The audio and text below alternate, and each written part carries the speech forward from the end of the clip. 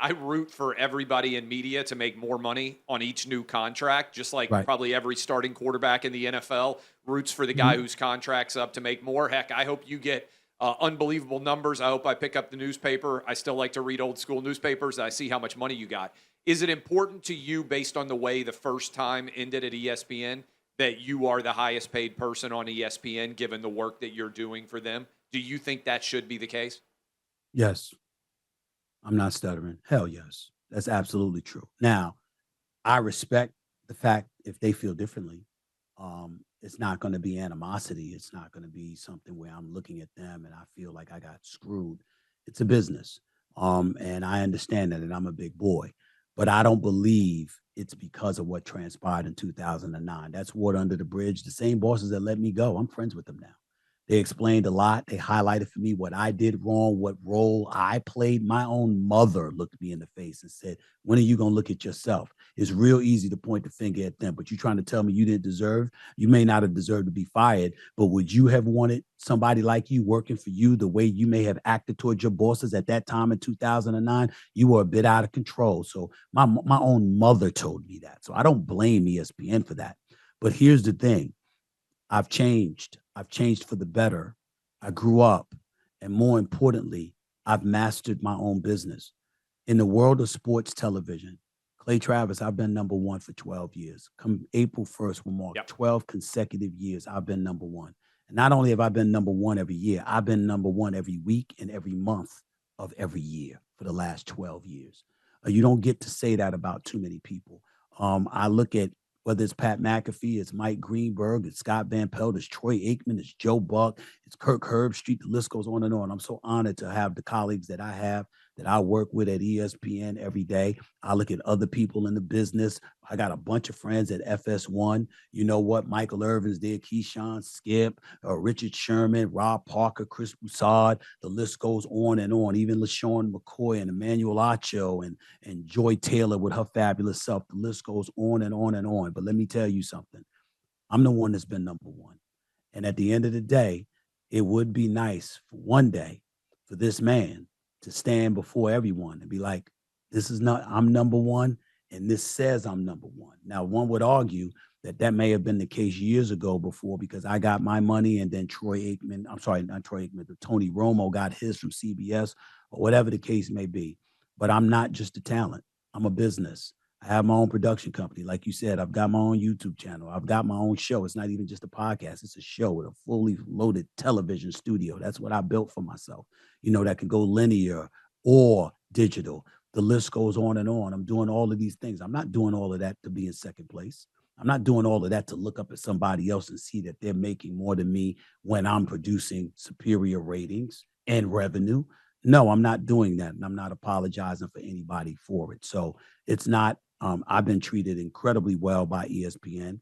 I expect to continue to be treated well by ESPN. Again, I've got great relationships and what have you, but this is a business and Disney has a right to run its business the way it sees fit. ESPN does as well. But if they do, so do I.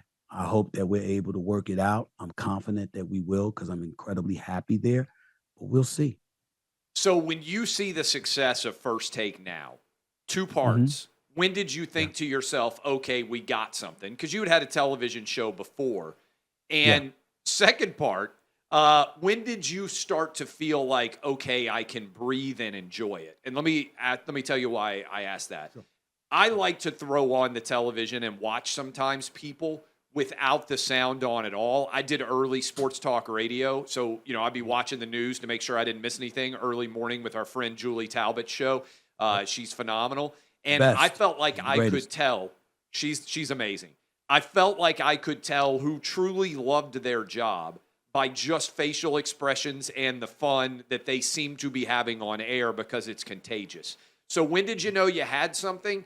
And when did you feel like, okay, they're not going to take it away from me? I can really enjoy it. Or do you still in the back of your mind think to yourself, oh, they could still take this away from me like they did it before? Well, I know we had something special when Skip and I catapulted to number one on ESPN2 in 1 month.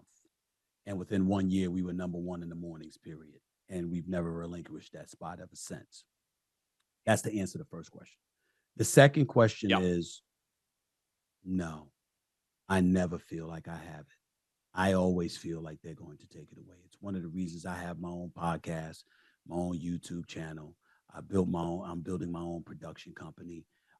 Even now, as we sit here tonight, I have a very close relationship with everybody from the CEO, Bob Iger, to Jimmy Pitaro, the president, who both of them have been absolutely wonderful to me and what have you. But Clay, they know I don't assume they're going to want me. My contract's up in 18 months. And I can tell you right now, I'm not planning on staying. I hope to stay. I want to stay, but make no mistake about it. I will never get over how they let me go. Never. And as far as I'm concerned, they means everybody. It's not about ESPN. It's about corporate America at the snap of a finger, particularly rather in this day and age, whether it's Disney, whether it's Spotify recently, whether it's Amazon, it's whomever you want to point to. We see cuts taking place all the time. And that is why I am so grateful. I can't even tell you how ecstatic I am. First of all, somebody like yourself doing what you do with your show with OutKick, I respect your vision. I respect the fact that you're a person that went out there and built your own stuff. I got mad respect for that. I don't know about everybody else, but I know I respect it. I'll tell you somebody else I respect, Pat McAfee. I can't thank Pat Yep. McAfee enough for coming to ESPN because thank him for setting the model.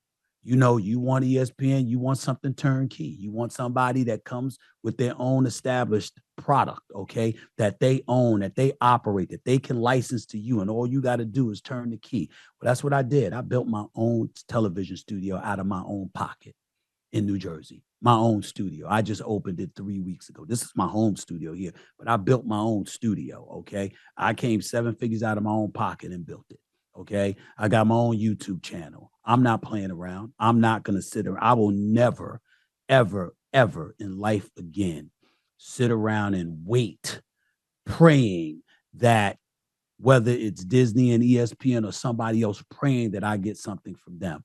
I'm going to make sure and exhaust myself doing everything that I can to have something to offer.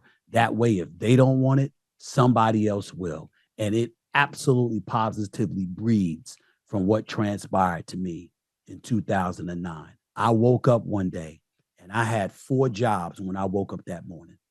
And that afternoon, I had 0. That will never, ever happen to an unprepared Stephen A. Smith again.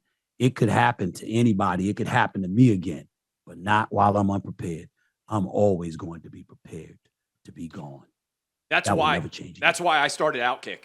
That's why I started OutKick, because I didn't want to ever be in that position where somebody could sit across from me and say, "You're not employed anymore," and I couldn't take care of my family. That was That's the right. reason. So I totally understand the motivation.